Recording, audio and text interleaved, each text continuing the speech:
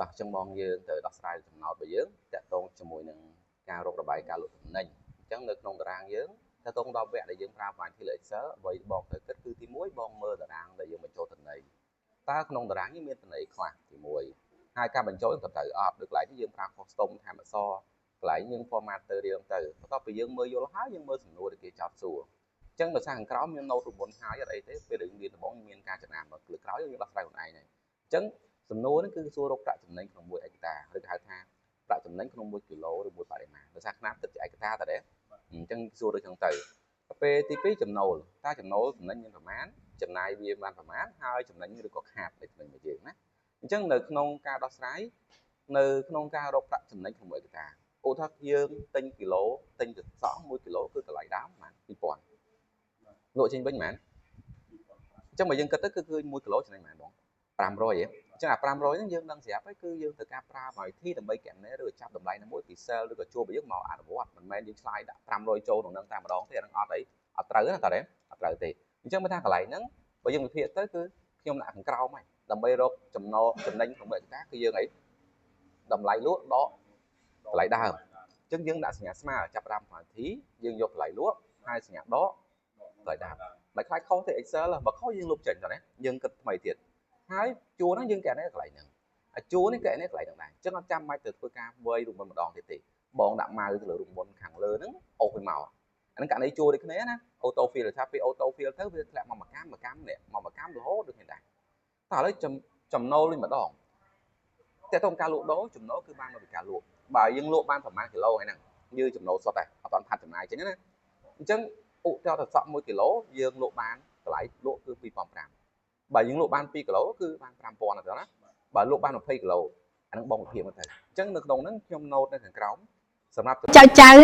កញ្ចប់សិក្សារៀនកុំព្យូទ័រមួយចេះមិនកំណត់រយៈពេល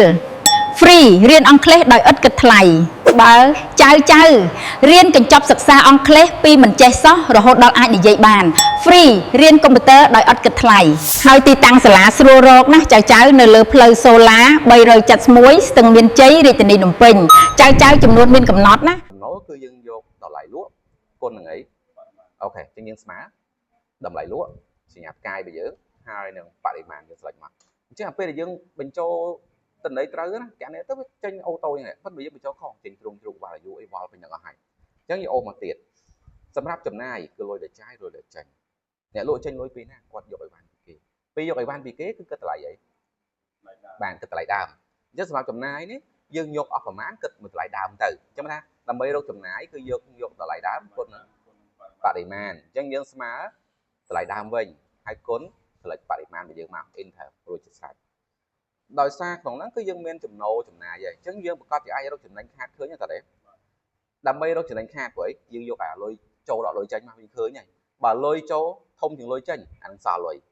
បើលុយចូលស្មើនឹងលុយចេញអានឹងគឺរួចដើមឬអត់សល់ទេបើលុយចូលតិចជាងលុយចេញអានឹងគឺអីខាតឬក៏ប៉ះលុយវិញណាអញ្ចឹងដើម្បីរកចំណេញគឺយើងយកចំណូលដកចំណាយ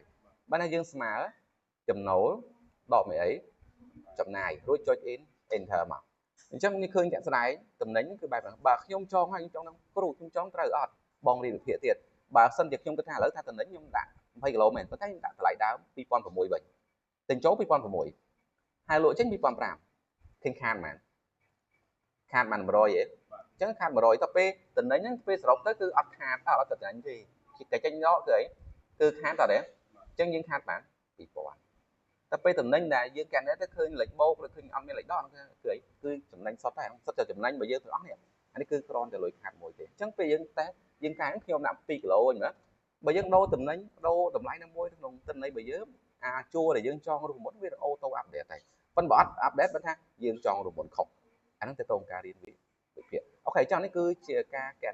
លើប្រមាណវិធីដំបូងបូកដកកញ្ចែកដើម្បីយកប្រើប្រាស់ទៅលើការរករបាយការណ៍លោកតំណែងរបស់យើងទៅលើ Excel